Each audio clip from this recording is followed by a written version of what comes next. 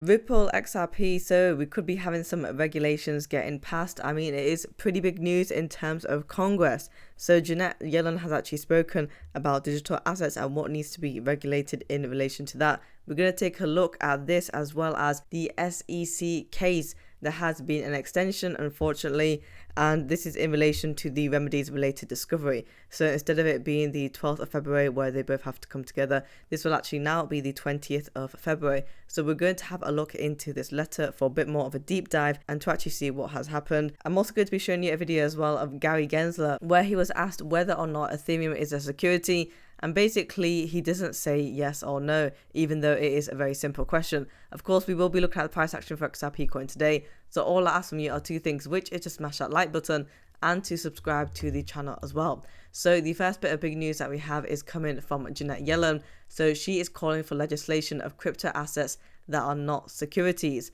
So could this potentially mean XRP, because XRP is not classed as a security anymore? And so let's take a look at this. Focused on digital assets and related risks, such as from runs on crypto asset platforms and stablecoins, potential vulnerabilities from crypto asset price volatility, and the proliferation of platforms acting outside of or out of compliance with applicable laws and regulations. Applicable rules and regulations should be enforced, and Congress should pass legislation to provide for the regulation of stablecoins and of the spot market for crypto assets that are not securities. We look forward to continuing to engage with Congress on this. I mean, some people are saying that this is bad news, but I personally think that with regulation, it does not necessarily mean that it is a bad thing, because it does put parameters in place, and also we have the clear and concise regulations. I mean, there is also more importance as well for consumer protection. That is basically what they're trying to do with the regulations in general. And regulating crypto assets that are not securities, that is exactly what she has said. And we're going to be needing more clarity anyway in the regulatory landscape. But I think a few people have expressed their concerns with this because of the fact that they believe that Congress may be trying to control their cryptocurrency, which maybe I could kind of agree with in that way. And also, some people have said that they can't even control the borders, yet they want to regulate assets. And we do know that with the legislation, these things do take time as well. But this is what Janet Yellen has proposed. We have over here from James K. Phillum the news about the SEC and Ripple case. So Ripple have now requested a 1-week extension of the deadline for the remedies related discovery from February the 12th to February the 20th. And we're going to take a look into this letter as well and deep dive. Now, that is an extra 8 days that we have on the extension. And the reason as to why Ripple have done this is because the SEC won their motion to compel. So that means that Ripple now have to produce these extra documents that they thought they would not have had to produce because they deemed the information as unnecessary. And so you'll see over here that Ripple requests this extension because absent a brief extension of the current deadline, Ripple will just have 1 week in which to produce responses to discovery requests that seek a large volume of documents and cover the entire post-complaint period. And a short extension of 8 days will give Ripple sufficient time to collect and produce the requested documents. And we have over here in relation to each of the different pieces of information that Ripple intends to produce available financial statements and serve a response to the SEC's interrogatory about post-complaint proceeds from pre-complaint contracts by the current fact discovery deadline of February the 12th. However, Ripple seeks a brief extension until February the 20th to produce its contracts for the sale of XRP to institutional buyers, hedge funds, and ODL customers from a roughly 3-year period because of the burdens and difficulty associated with trying to collect and produce those documents by the existing deadline. And so in my opinion, I think that this deadline is needed. Ripple have requested it. And so whilst it may seem like a delayed tactic, I don't actually think it is. I think it's because of the fact that they need that extra time in order to get that large volume of information. And so now we are pushed back by 8 days. And so we're pretty much going to the later part of February. But I believe once the SEC have all of that information, who knows what will happen next, right? Because we do have the next dates happening in March in terms of this lawsuit. And so maybe the SEC might also call for an extension on the deadline to review the information when it comes to the settlement. We really just have to wait on that one. And I know it is taking quite a lot of time, but it's pretty much just a waiting game. So we have over here from 24 Hours Crypto that it's 2023 and they still can't confirm if Ethereum is a security. I'll answer this one. ETH had an ICO period. The SEC knows that too. They just can't pull a trigger on it because they were all involved in the ICO. I mean, this clip actually integrates what Brad Garlinghouse has said, as well as Gary Gensler being questioned whether Ethereum is a security or not. I've met with central banks. I've met with, you name the regulator, and it's kind of like, yeah, no problem. In an open meeting, open dialogue, we talk about what Ripple's doing, we talk about our view on the crypto industry, no problem. Here in the US, it's like, oh, the laws are clear, but yet we can't answer, is ETH a security? And Hinman stated that he believed Ether was not a security. Last month, CFTC Chair Benham expressed his view that Ether is a commodity. The State Attorney General of New York asserted in a court filing last month that Ether is a security. Is Ether a commodity or a security?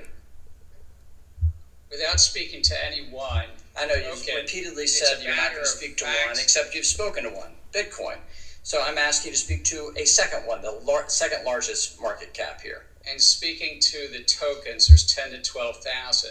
If there's a group of entrepreneurs, I'm asking about one. The public is anticipating a profit based on the. I'm asking a specific question, Chair Gensler. I said this in private. This should be no shock to you. I'm asking this question: is Ether a commodity or a security? But yet we can't answer, is ETH a security? And again, it depends on the facts and the law, and if there's a group of individuals. I'm asking about the facts and the law sitting in your seat and the judgment you are making. And so, Mr. Chair, I think I'm asking you a very simple question about the second largest digital asset. What is your view? And my view is if there's a group of individuals in the middle that the public is anticipating. All right, so let me just ask a second. Yeah, that's something that the chairman has still not actually expressed an opinion on. Today, but you ask him again today. Maybe I'll find it behind the curtain somewhere. I'll let you know. But this is pretty concerning, right? That we can't even have Gary Gensler himself actually confirming whether Ethereum is a security or not. Again, like he said in the video, Ethereum is the second largest digital asset in the cryptocurrency space. And this was a yes or no question. It should have been answered within 1 or 2 seconds. But look at the mental gymnastics that it took when Gary Gensler was answering this. It's very simple, but basically we are in troubled waters if we cannot answer whether or not Ethereum is a security. We have over here from High Vibe the M-Bridge to launch cross-border payments CBDC by mid-2024. And who is behind it is the Hong Kong Monetary Authority. And should the project prove as a success, it could offer an alternative to SWIFT's dominant payment infrastructure and potentially set a precedent for further payment fragmentation across other regions. And this piece of news comes in with the fact that we actually saw the very first cross-border payment happening of roughly around about $13 million. And I believe that cross-border transaction was between the UAE and China. And the transaction was completed successfully via the M-Bridge platform. And so this is pretty big news that we have. We'll be having a look at price action of XRP in the next alarm. As you can see, we're currently trading at 0.5028. We are up by 0.09% on the 1-day chart. For the volume, we are up by 19% and we are trading at $920.9 million. So we're a bit higher on the volume for today. So in the earlier hours of the morning, we're currently trading at 0.5053. So pretty much just on that 50-cent mark. On the 7-day chart, we are down by 0.88%. We haven't not been able to bounce back up to the 53-cent level. However, we have been able to find support at this 50-cent mark. I mean, on the 4th of February, we were at 51 cents. And then on the 5th at 50 cents. Just yesterday, we did go to 0.4993. However, we were able to bounce back up from it and go to 50 cents again. So 50 cents is showing a bit of support. And it's not like as if we are breaking through that and going to the 48-cent level. Now, on the 3rd of February, we did hit 52 cents, so 0.5216. We were only 1 cent away from the 53-cent mark. On the 1-month chart, we are down by 11.3%. I mean, you'll see over here, we have pretty much just made lower lows, really. And again, I want to see XRP coin get to 53 cents. The price action really has been stagnant, but I'm seeing whether or not it's going to break below 50 cents and head on a downward trend to 48 cents. So far, it hasn't done that. It seems like as if the coin is pretty strong. And we did actually hit 52 cents just 3 days ago now. So let's see if we can first get there. If we have a look at the price action of Stellar XLM coin for today, we are currently trading at 0.108.